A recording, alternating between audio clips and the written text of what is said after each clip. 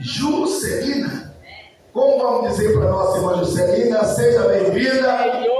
Que Deus te abençoe, irmã Juscelina. Que Deus fale ao nosso coração. Nós vamos ficar em pé. Vamos, já tirou a oferta. Sexta-feira estamos aqui, se Deus quiser, no culto. E sábado na central, todos estão convidados. Vamos convidar nesta hora o nosso irmão, servo de Deus, Diácono Luciano, vai estar orando ao Senhor, pedindo a Deus que use o pastor Fabiano como instrumento de Deus nesta noite. Amém?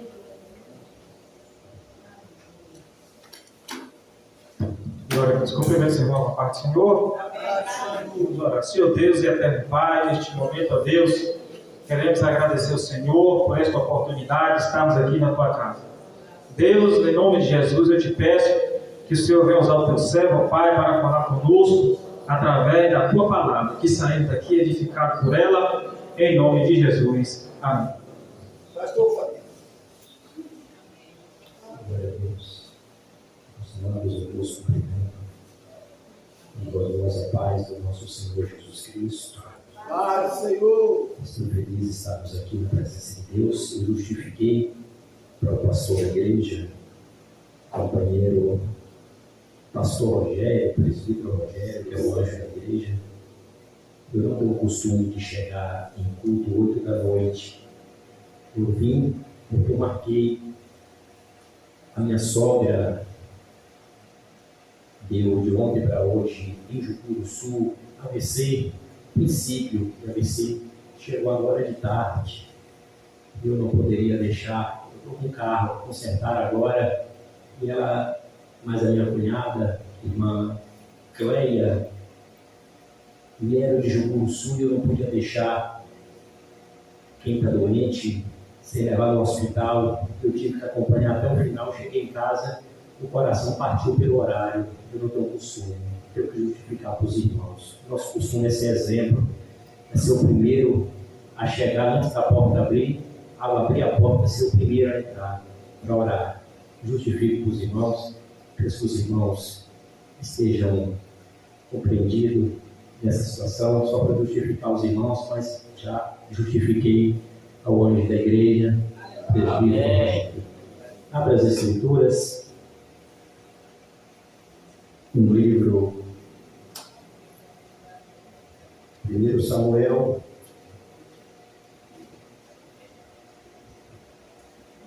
capítulo de número 4,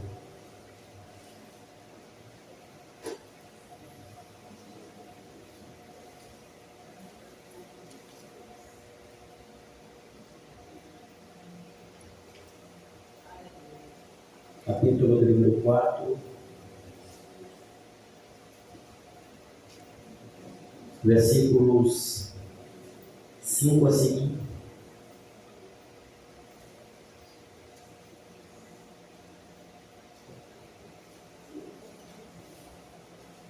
No versículo 3, vocês vão ver aí sobre a cidade de Siló, mas a partir do versículo 5 fala: E sucedeu que, vindo a arca do concerto do Senhor ao arraial, todo Israel jubilou com grande júbilo, até que a terra estremeceu.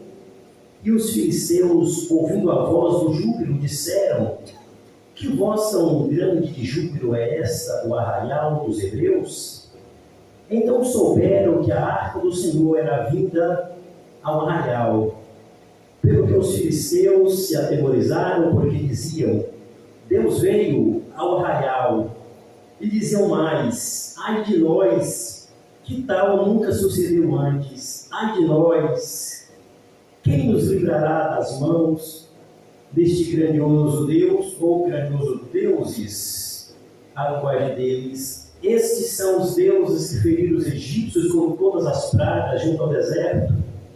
Esforçai-vos e sede homens, ó filisteus, para que porventura não venhais a servir aos hebreus, como eles serviram a vós. Sede, pois, homens e pelejai. Então pelejaram os filisteus, e Israel foi ferido e fugiram cada um para a sua tenda. E foi tão grande o estrago que caíram de Israel 30 mil homens de pé. E, para finalizar, Josué, um versículo só, 18, apenas um versículo, o versículo 1. Diz assim: e toda a congregação dos filhos de Israel se ajuntou em Siló, e ali armaram a tenda da congregação depois que a terra foi sujeita diante deles. E glória a Jesus, os amados, podeis tomar os assentos. Deus abençoe.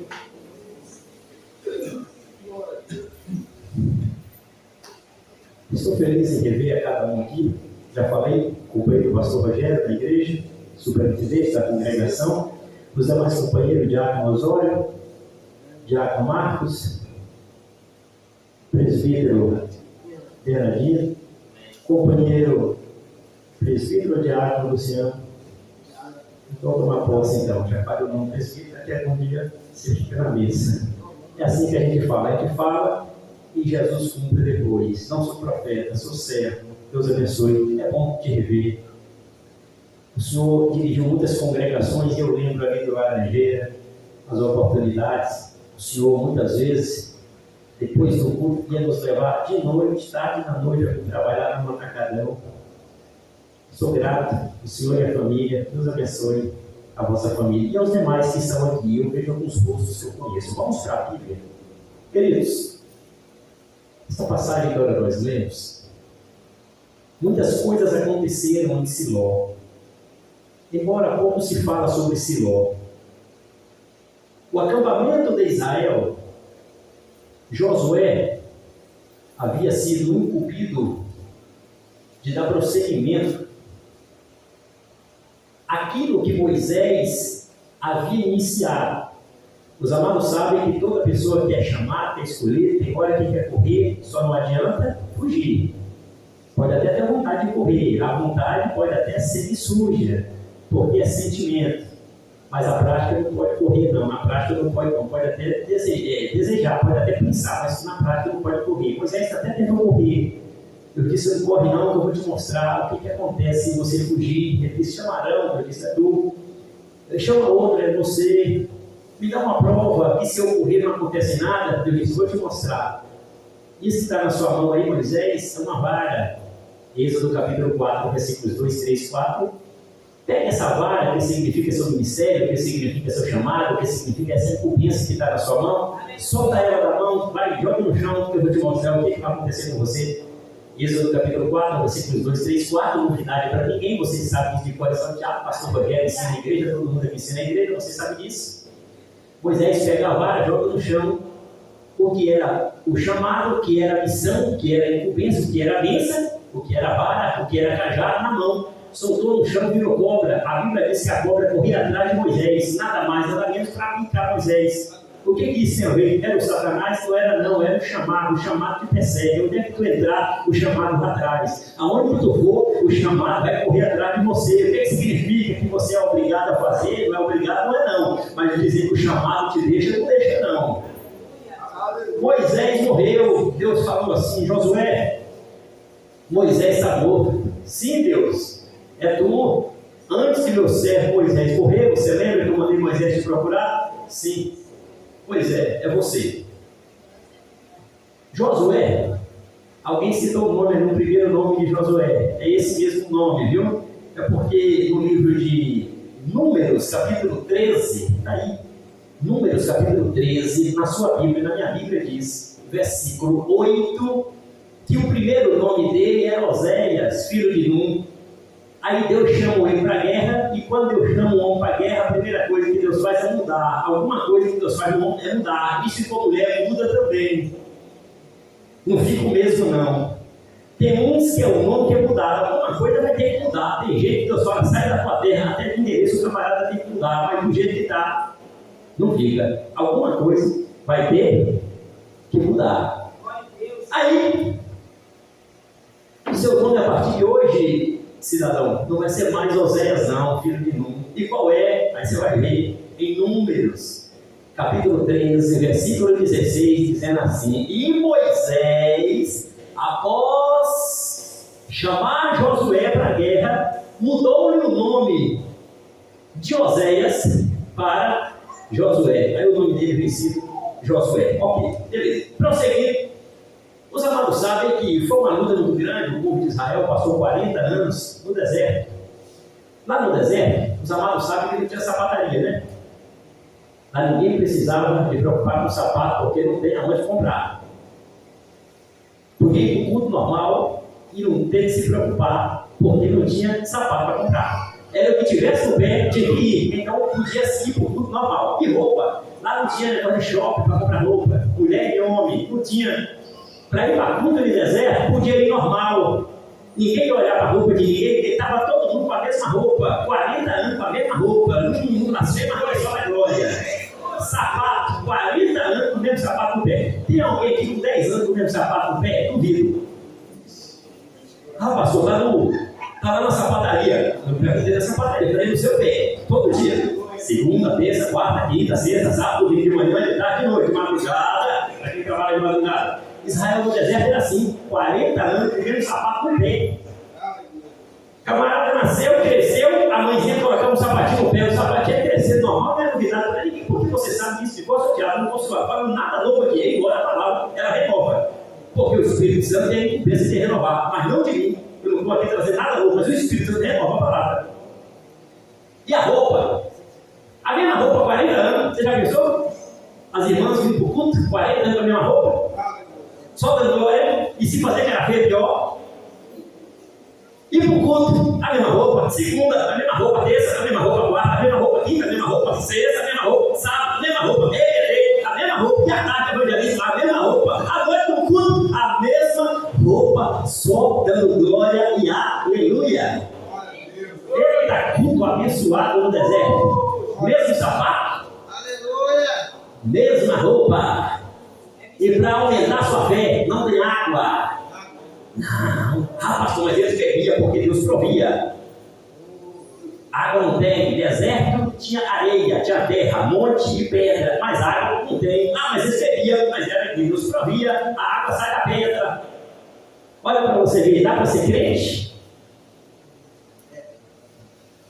Você tem tudo, hein? Você lembra que você tem tudo, hein? Trento aqui, Você está ligado, né? Atacadão ali, com glória. Açaí lá. E se atravessar a rua, você vai para o Mix Mateus. E se não quiser, você pega a Casa Grande e do lado de lá você pega sempre tem. Você vai escolher deserto por opção, é da glória. E aí glória. E glória ali não tem onde comprar não, viu? Não tem mercado no deserto, nem mercadinho. Tem não. Mercearia não existe de deserto. Shopping não tem não. Loja de celular não tem não. É só da glória no deserto. Com o mesmo sapato, com a mesma blusa e com a mesma camisa. 40 anos vestido sem fazer cara feia. Dormir com a mesma roupa, levantar com a mesma roupa. Porque isso pastor, está na Bíblia. Na sua Bíblia aí diz. Está na sua palavra, na sua Bíblia aí. Você pode ler aí. A mesma roupa aqui. 40 anos, a mesma roupa. Crescia no pé. Crescia no corpo. A mesma roupa. E outro detalhe, não tinha um doente. Não tinha um doente e não tinha ninguém que mau cheiro. Isso é que é Deus. Isso é que é Deus. O resto é resto. Sem doença, sem mau cheiro, não tinha no deserto um doente. Ah, pastor, e aqueles que Deus matava qualquer. São obedientes. Eu estou falando aqui de crente obediente. Obediente no deserto, não morria. E era perfumado, porque esse Deus nosso, ele é Deus que ele zela. Isso é a palavra que diz. Você com água, tem hora que você reclama, mas eles não tinham água. Você tem do bom e do melhor. Às vezes sapato, você fala, Jesus, eu não vou para o culto de Jeová. Eu só tenho 3 pares de sapato, 3 pares de sapato, Jesus. Eu já fui com esses 3 pares de sapato, já conheço até a cor desses 3 pares. No deserto só tinha um para 40 anos. Todo dia. E não podia perder culto, porque Deus é uma regra lá na lei. Não perca o culto. Não perca culto. Eles iam para a congregação. Onde é que estava a congregação? Fala comigo, terra de Siló. Nem todo mundo falou. 1, 2, 3. Terra de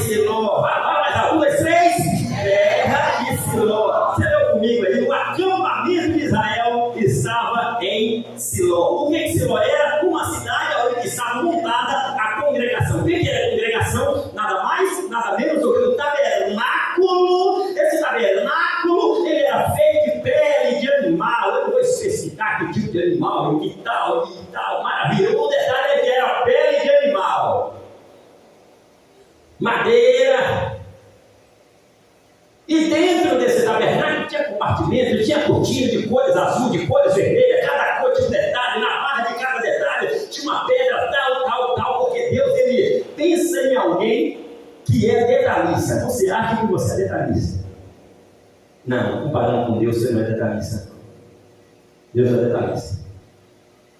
Deus queria uma cor tal, uma barra tal, do lado direito tal, uma outra cor, na outra barra do lado esquerdo tal, na parte inferior do inferior uma outra cor, na superior outra cor, no meio outra cor. Deus queria um querubim sobre o propiciatório da arca. Deus queria as cortinas todas bordadas de querubim, numa cor tal.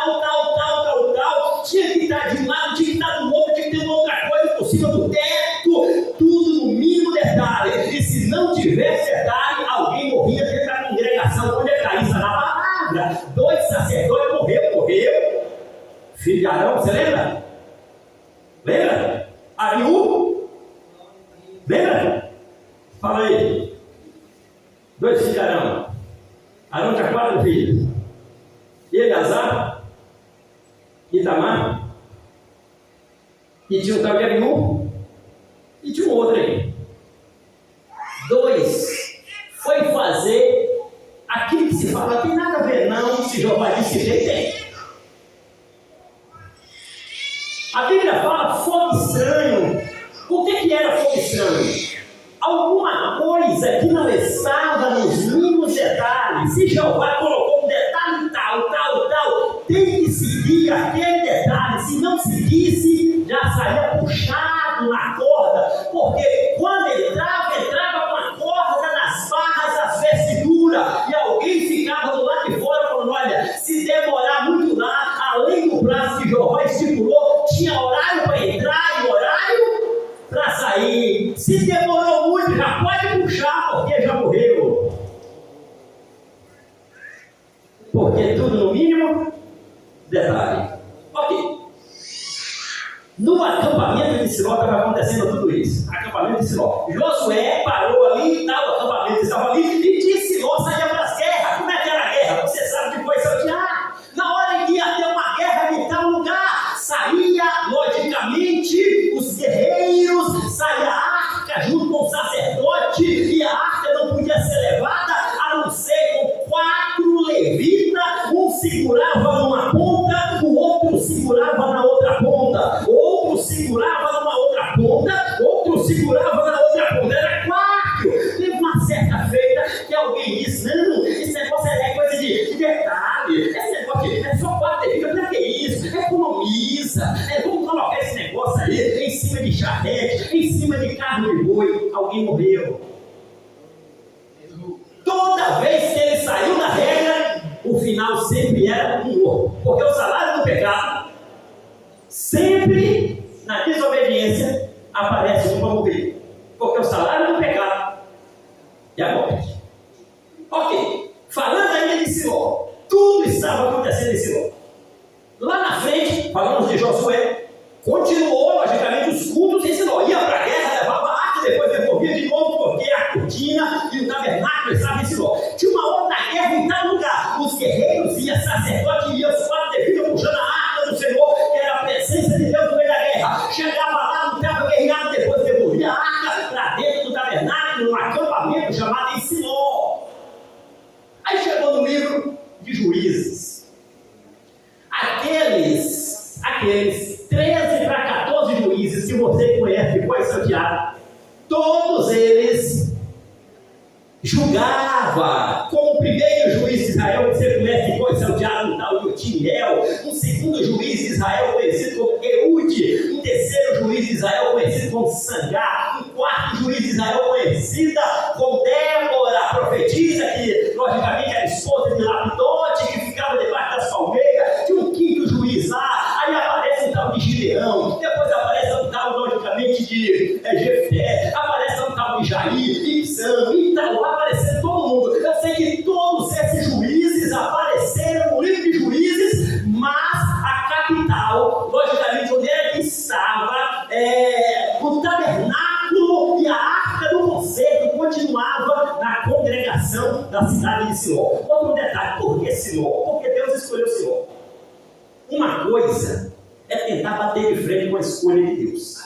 Se Deus escolheu, não fica questionando não. Aceita. Quem escolheu foi Jeová. Pode aceitar, é melhor. Se bater de frente, vai dar problema para você. Ah, mas Deus escolheu fulano. Escolheu. Deus escolheu o irmão fulano. Escolheu. Deus escolheu você. Você pode vir quando você quiser. Você escolheu. Ah, mas eu tenho o meu livre-arbítrio. O livre-arbítrio de escolhida da glória. E aleluia. É só esse o livre-arbítrio. Aí a minha liberdade de expressão é só da glória e aleluia. O escolhido não tem muito esse negócio não. O negócio de escolhido é direto com Jeová. Se Deus escolheu você, é você. Aí se correr, tentou, já teve gente que tentou. Não foi por falta de tentativa. Você lembra de um? Para alguém fazer obra, dinheiro não está fácil. Para fazer obra é que fica mais difícil ainda. Mas você sabe muito bem que para fugir de Jeová, quando não é que dinheiro aparece, até gente que não gosta da gente quer oferecer dinheiro para ver a queda de alguém na frente. É sempre assim. O profeta, Deus diz, olha, te escolhi. Sim, Deus, eu sei que o Senhor me escolheu, deixa eu fazer do meu jeito. Eu disse, não, eu quero que tu vá para o país tal. Vai para a cidade de tal país, vai rapaz, sai aí do território de Israel e vai para outro país, vai. Qual país? Vai para Nínive, rapaz. Vai para Nínive. E ele só falou no coração, não falou nada. É tipo assim, aquele chamado que veio para um, camarada fala, não vou falar nada com o pastor Rogério, não vou falar nada com o companheiro Luciano, já Luciano, futuro presbítero, tem que profetizar, não vou falar nada com os demais obreiros, mas não vou também não. Está achando que eu vou? Vou nada. E Deus vai, rapaz, vou nada. Vai, moço, eu estou nesse negócio, não vou. Quem manda é eu. Mas tu não falou que eu sou seu senhor, rapaz? Você não falou, minha filha, que eu sou seu senhor? O senhor tem que mandar em você. Por que você está dizendo que você não vai fazer nada para mim? Não, porque eu disse, mas então agora Deus deixou de ser seu senhor agora, né? Você agora que passou a ser senhor, você que passou a ser senhor agora. Porque Deus é senhor, o senhor manda, servo obedece. Tu era servo, deixou de ser servo, tu é servo, deixou de ser servo. Mas ele não vai. O profeta disse, não vou não, falou no coração, não vou, pegou o barco, foi para outro lugar. Ele até tentou ir, Deus deixa até tentar. E ele procurou, como você sabe, foi Santiago no porão, aonde ninguém via ele. E não viu ele não, não sei o que deu nele, que ele passou ali com um foguete, ninguém viu, ficou escondido lá e o povo se matando lá em cima, temporal, você sabe, foi Santiago. Irmã Vânia, Deus te abençoe, irmã Vânia, estou te vendo aí, escondidinha. E a Bíblia diz que o temporal lá em cima, e gente começou a pegar a fazenda. O que é fazenda? Saco, fardo de coisa que colhia das fazendas, dos grãos, e diz, olha, joga dentro d'água para ver se o navio andeira. O problema não estava naquilo não, o problema estava no escolhido que achou que podia fugir. Escolhido não vai fugir, nunca vai conseguir. Pode tentar. Salmo 139 diz, para onde eu fugirei do teu Espírito, ó Deus? Se eu subir tu daí, se eu descer tu me pega lá, se eu pegar as asas da árvore e vou bater na extremidade das asas, até lá tua mão me pega e me puxa. O profeta tentou e Deus foi dando corda, quando Jeová puxou, lá vem temporal, quando o Eg lançaram o sorte e descobriu que lá no porão, lá debaixo do debaixo, tinha um homem escondido. Sacudiu ele, que tu tá morto, rapaz. Tá todo mundo lá em cima se escabelando, jogando todo o dinheiro pra fora, e tu tá aí morrendo, tentando dormir, rapaz. Deixa esse sono, rapaz. Tu vai morrer, tentando dormir, levanta, vem usar uma palavra. Tu tem cara de crente, rapaz. Eu conheço crente, ele diz, eu sou crente. Pois é, rapaz. Ser crente dormindo aí e não fala nada, e nós se acabando, nós morrendo lá em cima e tu fingindo aí que tá bem. O que está acontecendo? Fala para nós, se tu não falar, a gente mata. Ele diz, eu vou falar, eu sou servo do grande Deus que fez os céus e a terra, a palavra bonita, mas o que está acontecendo? Você está dormindo nesse porão de navio, então, que você serve esse Deus Todo-Poderoso. Ele disse, é porque o Deus Todo-Poderoso me mandou eu fazer uma obra, eu estou correndo na obra. Não é bonito para você, profeta. Bonito para você, profeta. Deus manda tu fazer, tu vai correndo, né? aí. Mas o que está acontecendo? Está acontecendo que vai todo mundo morrer. Mas nós não vamos deixar esse povo morrer por tua causa, não. Tu escolhe, ou tu pula, ou a gente joga você para fora. Mas aqui tu não fica, não. Se tu pular, é suicídio, tu vai para o inferno. Mas se a gente jogar você, tu tem escapatória. Onde é que tu cair, tu pode gritar lá, e esse Deus que você é todo poderoso vai ter misericórdia de você. Se você não tiver moral com ele ainda. Pegou ele, jogou ele na água, e o peixe já estava de boca. Parece que ninguém falou nada. E o peixe já estava de boca. Não, o escolhido não consegue, irmão. Fugir, ele tenta. Ele tenta. Mas não consegue, não. E não fugiu, mas não foi o único, não. Teve um outro que tentou também. Moisés tentou. A Bíblia fala no livro de Êxodo 4 que Moisés tentou fugir. Êxodo capítulo 4. Lê o capítulo todo que você vai ver assim. E veio Jeová para tentar matar Moisés. Pode ver, tá aí. Onde é que está aí, pastor? Está aí. A sua Bíblia com essa letra, com essa letra, pode ler, está aí. E veio Jeová procurando matar Moisés. Com essas letras, está na sua Bíblia. Você pode ler 10 vezes, está no livro. Lê de novo, você vai ver aí. Olha, eu sou obrigado a fazer uma coisa para Deus? Sou obrigado, não. Mas o escolhido não tem escapatória, não. Lembra que Jesus falou assim? Quem colocou a mão no arado? Você lembra? Lembra? Só olhar para trás. Né? Teve um que falou assim: eu deixo te seguir. Ah, rapaz, espera aí, rapaz. Olha, as aves têm seus ninhos, seus covios.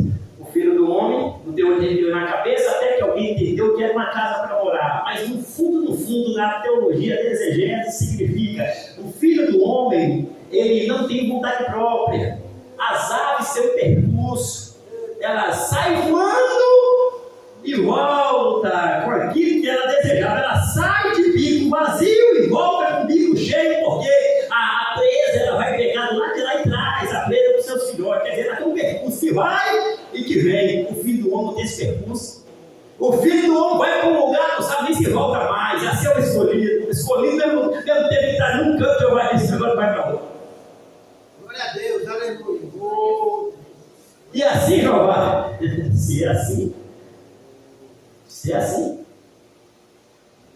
essa é a vida do escolhido. O peixe com a boca aberta, o peixe passou mal, porque Jonas estava fazendo o ventre do peixe passar mal. E qual é a prova? O vômito do peixe. Jeová disse: olha, peixe, parece que o seu ventre está passando mal com esse cidadão aí, é só vomitar ele. Vai lá na água, lá, ou seja, na beira d'água chamada praia, e vomita. Porque o remédio para quem está doente no estômago, um deles é o vômito. Vai lá, vomita o profeta que está fazendo você passar mal. O camarada que foi de Jeová, até o peixe passa mal com ele. E aonde ele pisa o pé, dentro de um barco, o barco afunda. Onde é que está isso, pastor? Eu acabei de te dizer. O barco só não afundou porque jogou ele fora. Se ele ficasse ali mais um segundo, afundava todo mundo. Jogou ele fora. O peixe engoliu ele e passou mal também. E o pai vai, vomita ele, então você vai ficar na mesa, vai lá. Não passa mal por causa do profeta fugiu, não. Pois o profeta foi vomitado. Teve gente que falou assim: que aquele peixe vomitou Jonas para dentro de Nínive. Jeová não facilita para ninguém. Não, Jeová dá graça e diz assim: estenda a tua mão, Deus estende a sua mão direita e pega na sua mão e diz: não temas que eu te ajudo. Mas facilitar não facilita para ninguém. Jonas pegou aquele navio no porto de Jope. E do porto de Jope ele estava fugindo para Tarsis. O peixe estava mais ou menos quase no meio do mar Mediterrâneo. E Jonas, quase mais ou menos no meio do mar Mediterrâneo, jogaram ele dentro d'água, o peixe puxou ele e voltou ele para o mesmo lugar de onde ele começou a fugir. Quer dizer, vai começar tudo de novo, do zero. Daquele lugar até Nínive, para onde ele foi, 1000 quilômetros. quilômetros a pé. De Jope até Nínive, 1000 quilômetros a pé, fazendo a obra. Pronto. Chegou em Nínive, problema resolvido. Chegou lá, Jeová salvou 120 mil almas. 120 mil almas, irmão. Quando Jonas viu 120 mil almas se convertendo, ele ficou bravo, ficou com raiva. Era para ele dar glória, né? Deus não, ficou com raiva, chegou para Deus e disse: eu sabia que o Senhor é misericordioso, é por isso que eu tentei fugir do Senhor, que eu sabia que o Senhor ia salvar esse sangue de alma. Mas o profeta não era para ganhar almas, não, profeta. O profeta parece que estava lutando contra as almas. 120 mil almas se salvaram. Tem uma história, porque ele fosse nada, porque os ninivitas mataram os pais dele, mataram os parentes dele, mas nada justifica deixar, logicamente, o ódio entrar no coração a ponto de impedir Deus querer salvar almas. 120 mil almas foram salvas pela pregação de Jonas, mesmo contra a vontade dele, mas ele pregou. Voltando agora para o acampamento de Siló. Muita coisa aconteceu no acampamento de Siló. Saiu de Josué e foi juiz. Todos os juízes. O acampamento estava em Siló, a arca estava em Siló, o tabernáculo estava em Siló. Até que certo dia começou a dar um problema com os parentes, filhos de um sumo sacerdote conhecido como Eli. O acampamento estava lá, em Siló. A arca estava em Siló. Só que os filhos de Eli não estavam com o coração em Deus, e Eli estava vendo tudo, mas fingia que não via. É tipo assim: eu posso ver qualquer problema, eu só não posso me calar diante deles. Ah, pastor, mas eu não posso estar procurando polícia, eu não posso estar procurando justiça para delatar tudo que eu vejo. Mas você tem 2 joelhos, eu tenho 2 joelhos que eu posso colocar no chão e falar: Jeová, não estou aceitando isso, olha, Jeová, ó, eu não aceito isso, olha, eu não tenho para onde recorrer, eu não tenho para onde falar, eu não tenho aqui, logicamente, relatar isso, mas eu não estou aceitando isso, meu olho está vendo, eu estou percebendo isso, Senhor, isso não está certo, não. Podemos protestar. Só que Eli não fez isso, não. Eli não protestou, não. Eli começou a ver muita coisa acontecendo na porta da igreja. Onde é que está isso? Está no livro de 1 Samuel. Eu estou falando de Siló. Lá em Siló estava o acampamento, estava a congregação, estava a arca da aliança dentro do tabernáculo em Siló. Ele via tudo, mas não falava nada. Eu posso não procurar os órgãos de justiça para denunciar coisas erradas que eu vejo, mas eu posso colocar meus 2 joelhos no chão e denunciar: Jeová, eu estou vendo isso, não está certo não. Jeová, eu não estou concordando com isso não. Jeová, olha, sua obra não vai progredir com isso não. Jeová, dá graça aos nossos pastores, Senhor, dá graça para mim também, que estou na frente de igreja, porque não está fácil também não. Eu posso denunciar para Jeová, mas eu não posso me calar. Eli se calou. O profeta chegou, veio o profeta anônimo e disse: olha, Eli, daqui tantos dias Jeová está entrando com juízo diante de ti. Eli só olhou para o profeta e disse: Deus faz conforme ele quiser. Ué, assim é. Jeová aponta o dedo para mim e fala: estou entrando com juízo contra ti, homem. Deus faz o que ele quiser. Ué, assim é. Foi isso que Eli falou com o profeta anônimo. O profeta foi embora. Depois Deus levantou uma criança conhecida como Samuel, filho da irmã Ana. Ele disse: olha, Samuel, tu é pequeno, já aproveita que tu está pequeno aí e já vai aí ganhando uma moralzinha no seu ministério, já entrega essa profecia lá para ele. Aí estava aquele negócio todo, chegou a profecia. E o que foi, meu filho? Que Deus falou para você: olha, Eli, sumo sacerdote, Deus mandou dizer que o que vai fazer na sua vida, na sua família, vai tinir as orelhas de todos os habitantes de Israel. E pois é, porque Deus manda te dizer que tu está vendo tudo e tu está fingindo de cego, fazendo de conta que não está vendo nada. Meu Deus. Ele olhou para o profetinha Samuel pequeno e disse: Deus faz de mim o que ele quiser. Não é assim, é? Não era o momento do sumo sacerdote dobrar o joelho e falar: Jesus, Deus, tem misericórdia de mim? Foi isso que Davi fez quando o profeta colocou o dedo dele e disse assim: olha, o juízo vem sobre ti e a morte vai te pegar. Ele colocou o joelho, pediu perdão. Aí o profeta já me deu a certeza na hora, porque na hora Deus me deu a certeza que está vendo inteligente. Sabia que Deus tem misericórdia. Pensa no ser que sabe que Deus ter misericórdia era Davi. O prazer de Deus não é aplicar juízo, embora ele aplica. Ele aplica juízo. Mas o prazer de Deus é perdoar, é amar. Mas para Deus fazer um perdão de misericórdia, alguém tem que querer o perdão. Davi pediu, só que o sumo sacerdote Eli não buscava perdão. Quando viu uma sentença, ele falava: Deus faz tudo o que ele quiser. O sumo sacerdote é isso? Vai ser assim mesmo? Foi todo mundo para a guerra, leva a arca da aliança, levou. Eita, e fizeram aquela coisa toda, os filisteus veio. Israel tinha mais chance de ganhar a guerra, mas não tem como ganhar. Por quê? Porque os sacerdotes, que eram filhos do sumo sacerdote, estavam aprontando dentro da igreja, e na porta da igreja, todo mundo sabe que tipo de coisa que eles estavam fazendo, porque está no livro aí, 1 Samuel, você sabe. E o Eli, que era o sumo sacerdote, sabia de tudo, mas fingia de sério. O profeta falou: vai vir juiz, vai vir, que Deus faz tudo o que ele quiser. Não é isso, né? Por lá na guerra, a Bíblia fala que houve umas matanças e no final procurou Israel todo destruído e morreu os 2 sacerdotes, Hofni e Fineia. Morreu.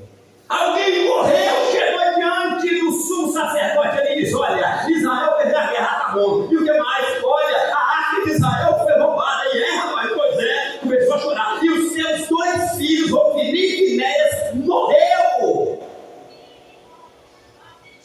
Ele ia sentado na cadeira, caiu para trás, quebrou o pescoço e morreu.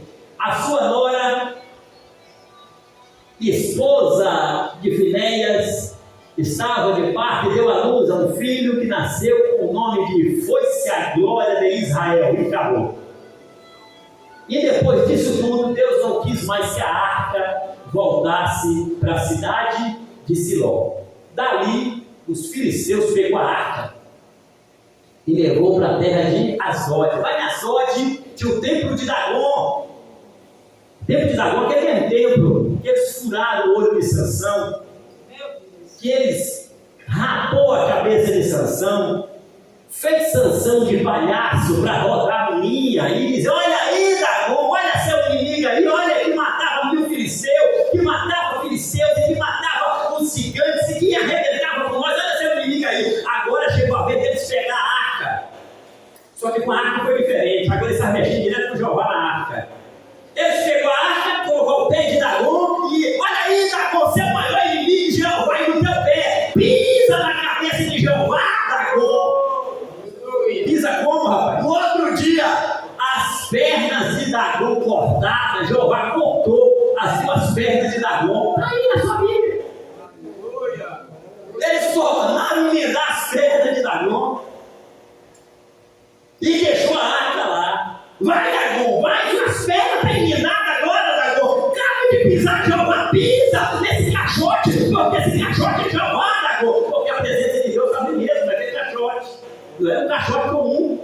Teve uma certa feita que pessoas olharam para dentro desse caixote. Deus matou 50.000 homens e foi 50 defuntos para o cemitério na mesma hora, porque olhou para dentro do caixote. Só porque olhou, Jeová matou 50.000. Onde é que está isso? 1 Samuel 6:19. Onde é que está aí? 50.000 defuntos que Jeová mandou para o cemitério na hora, só porque olhou para dentro do caixote. Está aí na Bíblia. Novidade para ninguém. Pisa, Dagon, vai, pisa o quê, rapaz? No outro dia está escrito lá: Jeová cortou a cabeça de Dagon. Quando eles foram na frente, Dagon pisando no caixote, era Jeová, que nada, era a cabeça de Dagon rolando dentro do templo de Dagon. Ele sabe que tira esse caixote daqui, esse Deus é poderoso, tira daqui. E foi rodando esse caixote, tira a arca daqui, aí depois a arca, tira das olhos, leva para cá. Não, aqui não, porque onde essa arca passava, os outros ficavam com hemorroida, vai lá para lá, coceira, hemorroida, mulher parava de dar nos filhos. Tira daqui, e foi tirando. Chegou lá em Gato, tira daqui. Gato só tinha gigante, até os gigantes comeram no caixote. Gato só tinha gigante. Onde é que está isso? Na Bíblia. Quer um exemplo? Você sabe. 1 Samuel 17. 17, 45 a 50, um deles se chamava Golias. Você conhece esse cidadão de Có e Salteado, de Gate. E quando Davi mata Golias, você está achando que é muito Golias que tinha Gate? Não, tinha mais 4 Golias. Pode evitar, está na sua Bíblia, referência. Está aí, mais ou menos em 2 Samuel, capítulo 21, versículos 15 até o 22. Aparecem 4 outros gigantes de Gate, parente de Golias. Um tal, logicamente, de um outro que se chamava, mais ou menos, Biminob, que foi que matou ele com um tal de Abisai. Levantou-se um outro gigante conhecido lá, mais ou menos como Sibai ou como Saf.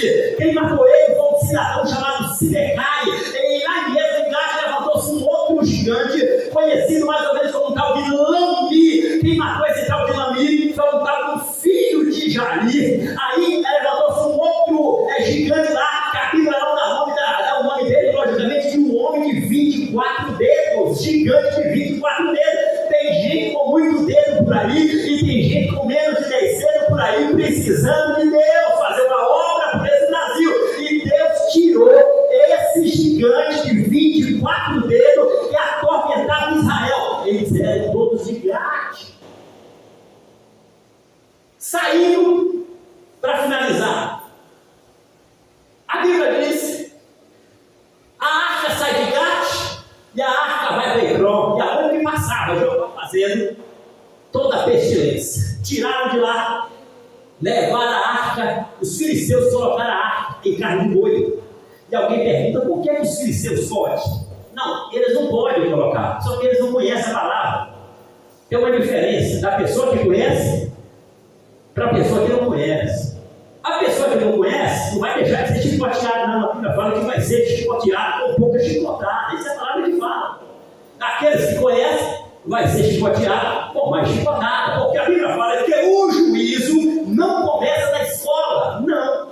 O juízo de Deus não começa na rua, não. O juízo de Deus começa pela casa de Deus. O juízo começa pela casa de Deus. A Bíblia diz que os filisteus colocaram a arca em cima de carros de bois. E não aconteceu nada com eles, porque eles não conheciam a palavra. Levou a arca para um lugar conhecido como Bet-Semes, deu as mãos de um cidadão conhecido como Josué, um outro Josué.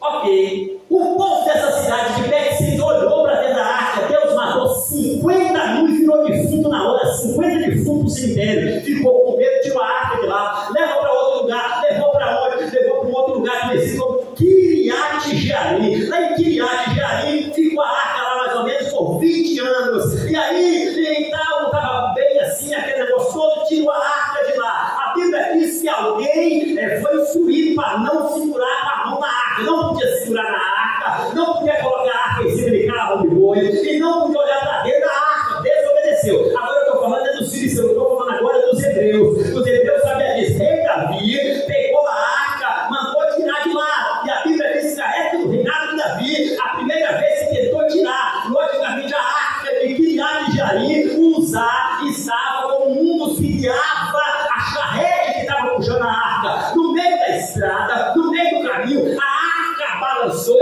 porque diz ao texto bíblico que os bois tropeçaram. Eu não sei porquê, porque não tem tropeço para eles tropeçar, mas a desobediência, Jeová faz surgir o que não deveria nem surgir, porque estava em total desobediência aquela carruagem. Não podia levar a arca de Deus, um rei de Israel, não podia levar a arca de Deus em carro de boi, não podia. Um rei de Israel não podia permitir que ninguém segurasse aquela arca. Estava tudo em desobediência para poder levar aquela arca. No meio da estrada, a arca balançou. Uzá tentou segurar a arca e Deus fez um furo no coração dele de um lado a outro e ele morreu com o coração furado pelo fogo de Deus. Davi ficou com medo, disse: não vou mexer nessa arca não. Ficou lá a arca, ok, na casa de Obed-Edom. Dias depois tirou de lá e levou para Jerusalém. E atenta, a arca foi para Jerusalém, ficou em Jerusalém, ok. Davi deixou ela lá em Jerusalém, mas o tabernáculo continuou um Siló. Nas épocas do finado, do reinado de Saul, saiu logicamente de Siló a arca e foi para Nob. De Nob, onde estava o sacerdote Abimelec, na época de Davi, a arca estava no território da colina de Gibeão. Já na época de Salomão, tiraram logicamente o tabernáculo da colina de Gibeão e deixou tudo dentro do templo de Jerusalém. Agora chegou no Novo Testamento, estava tudo na bênção. Agora a arca já não estava mais no Novo Testamento, porque quando na invasão de Babilônia subiu a arca. Até hoje ninguém sabe no mundo aonde está essa arca que Moisés fez no deserto. Até hoje não sabe. Tem um monte de conjectura, o YouTube fala uma coisa, a rede social fala, mas não tem. Foi Jeremias que se escondeu numa montanha fulana de tal, perto do mar Negro. Não se sabe com exatidão. Só se sabe que dentro do céu, a Bíblia fala no livro de Apocalipse, foi aberto o templo de Deus dentro do céu e a arca apareceu dentro do céu. Se é a mesma, o céu é logicamente um exemplo de dentro do céu, só se sabe que a arca apareceu lá. Aleluia. E no Novo Testamento, Jesus Cristo apareceu como o Verbo que se fez carne e habitou entre nós, e nós vimos a sua glória como a glória do unigênito do Pai, cheio de graça e de verdade. Muita coisa aconteceu lá no passado para poder ser um exemplo no Novo Testamento. E Cristo veio, logicamente, aprovando muita coisa do passado e desaprovando muita coisa do passado também. Um outro exemplo, para me entregar o microfone por um minutinho aqui, é que Davi, certa feita, sentiu fome e chamou o sumo sacerdote lá de Abimelec e disse: olha, eu estou logicamente com fome com os meus homens, olha, tu não pode comer porque não tem pão dentro de casa, só tem pão aqui sagrado que só pode comer na hora do sacrifício, mas vou abrir uma exceção. Os homens estão em santificação e são aí comeram do pão, mas não morreram. No Novo Testamento está escrito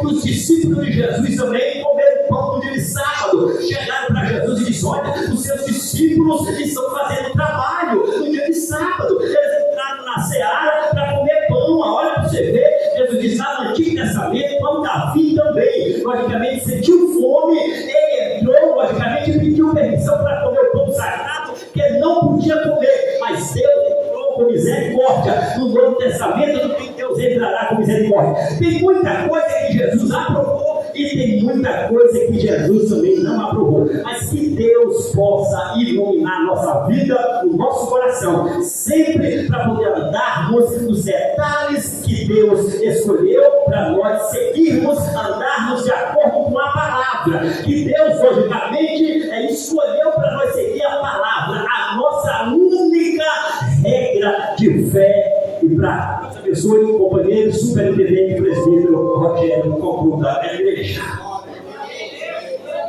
Graças a Deus. Quantos receberam essa palavra em nome de Jesus? Palavra de Deus, Deus continue te falando poderosamente. Vamos ficar sobre os pés, leve a paz também a vossa congregação, nossos companheiros ali. Deus abençoe poderosamente. Vamos descansar, amanhã tem malutinho, se Deus quiser. Vamos orar com o nosso presbítero verdadeiro. Gostado do meu Pai, Senhor, oramos, supera Deus eterno Pai, estamos gratos aqui, meu Deus, por essa palavra, meu Pai, que o Senhor nos concedeu e ouvir hoje aqui, abençoado, meu Pai, pelo teu filho, meu Pai, abençoa ele, acampa ao meu derredor, como se o teu filho, meu Pai, o leva de volta para teu lar, e abençoa, meu Deus, essa palavra em cada coração que ouvimos hoje, meu Pai. Por isso, meu Pai, eu te peço, te agradeço em nome de Jesus. Graças a Deus. Meus amados irmãos, vamos à bênção apostólica. Que a graça do nosso Senhor e Salvador Jesus Cristo, o grande amor de Deus, nosso Pai, as doces consolações do Espírito Santo, seja sobre a vida do Fabiano e de toda a igreja. Que tenha uma noite de paz no sono dos justos, que assim concordam cantando, digam amém.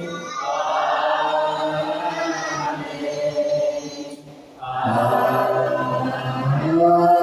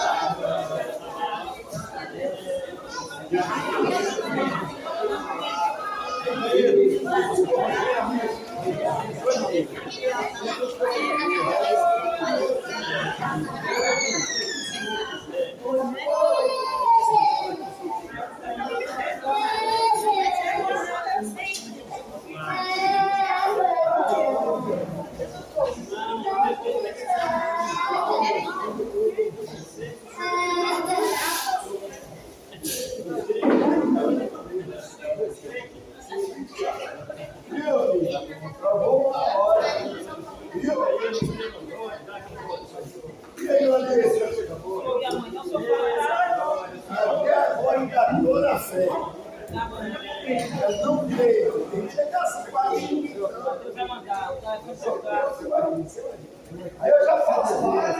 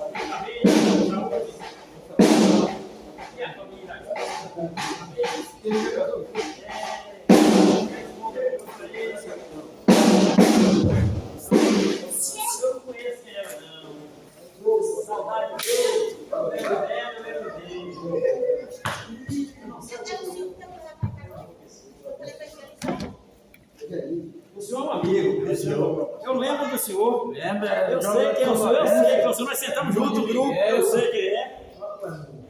Eu lembro do rosto dele, eu lembro. A gente era vizinho, ela não lembra de mim mais não. A gente era vizinhos, ela não lembra de mim mais não. Lembra de mim na esquina. Eu estava lembrando do cidadão. Você tinha 2 crianças, eu tinha mais crianças, o tempo passou. Passou, já tem que casar. Já me falado. Deus abençoe a senhora. Amém, eu estava tentando lembrar quem era a senhora. O tempo passou. A senhora não passou, o tempo não passou para a irmã não, viu? Já do senhor é? É nossa. Deus abençoe. Largado.